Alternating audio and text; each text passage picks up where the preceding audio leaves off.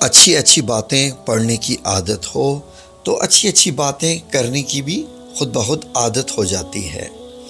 اچھا بولنے سے پہلے اچھا سننا ضروری ہے، اسی لیے انسان کو کوشش کرنی چاہیے کہ اچھا سے اچھا سنتا رہے تاکہ اچھا بولنے کا فن بھی آ جائے۔ اگر تو 10 برس تک بھی بے روزگار رہے اور تیرے پاس کھانے کو کچھ نہ ہو تو پھر بھی تو علم سے منہ نہ موڑنا۔ جو حد سے زیادہ پیار کرتا ہے وہ حد سے زیادہ نفرت بھی کر سکتا ہے، کیونکہ شیشہ ٹوٹتا ہے تو وہ خطرناک خنجر بن جاتا ہے۔ زہر دکانوں پر نکلی اور لوگوں کی زبانوں پر اصلی ملتا ہے۔ انسان کی عقل صرف اتنی ہے کہ اسے جانور کہا جائے تو ناراض ہوتا ہے، اور اسے اگر شیر کہا جائے تو خوش ہو جاتا ہے۔ بہترین وقت وہ ہے جس میں بدترین لوگ کھل کر سامنے آ جائیں، اسی لیے ایسے وقت کو برا وقت نہ کہا کریں۔ پتھر میں ایک نقص ہے کہ وہ کبھی پگھلتا نہیں ہے، لیکن پھر بھی یہ خوبی بھی ہے کہ وہ کبھی بدلتا بھی نہیں ہے۔ انسان میں خوش فہمیوں کے سلسلے اتنے دراز ہیں کہ دیوار کی ہر اینٹ یہ سوچتی ہے کہ دیوار مجھ سے قائم ہے۔ جب چاقو، خنجر، تیر اور تلوار آپس میں بحث کرتے ہیں کہ گہرا زخم کون دیتا ہے تو الفاظ پیچھے بیٹھ کر مسکراتے رہتے ہیں۔ اللہ جب بہترین سے نوازتا ہے تو پہلے آزمائش سے گزارتا ہے۔ رشتوں کو ایسے احسن طریقے سے نبھائیں جیسے شہد کی مکھیاں پھولوں سے رس بھی لیتی ہیں اور ان کا نقصان بھی نہیں کرتی۔ زندگی کتنی عجیب ہے کہ ہر انسان دنیا سے رہائی مانگتا ہے اور رہا ہونے سے بھی ڈرتا ہے۔ حسد دراصل خود اعتمادی کی کمی کا دوسرا نام ہے۔ اپنے دل کے زخم چھپانے کا ہنر سیکھو، ورنہ یہاں ہر دوسرا انسان ہاتھ میں نمک لیے تیار پھرتا ہے۔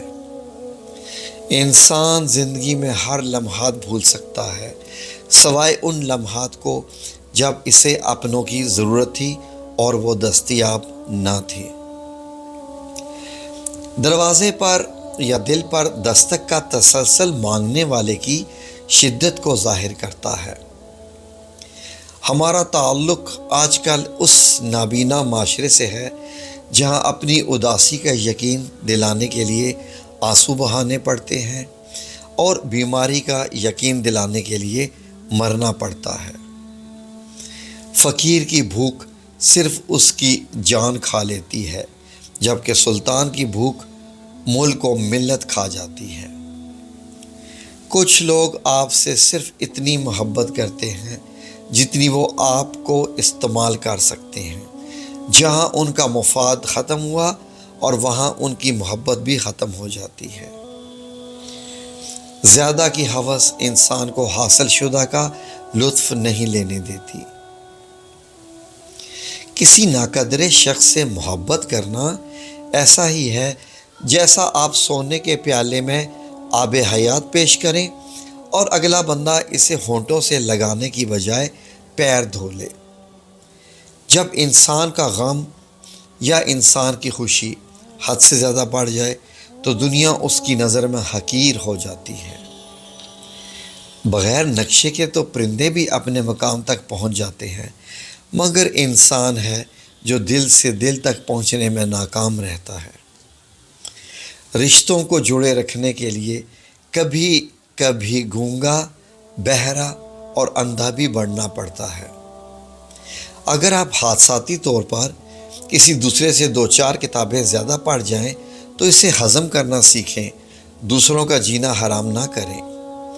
ہم لوگ نیک بننا نہیں چاہتے، صرف نیک دکھنا اور نیک کہلوانا چاہتے ہیں، اور یہ منافقت کا سب سے اعلیٰ درجہ ہے۔ انسان اکڑ کر ایک ٹیلے پر بھی نہیں چڑھ سکتا، مگر انسان جھک کر ایک پہاڑ پر چڑھ جاتا ہے، اور عاجزی اور جھکنے میں بلندی نصیب ہوتی ہے۔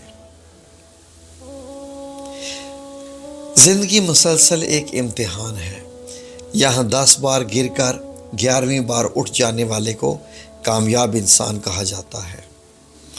بہترین اور سکون والی زندگی جینے کے لیے اس کی حقیقت کو تسلیم کرنا پڑتا ہے، کیونکہ سب کو سب کچھ نہیں ملتا۔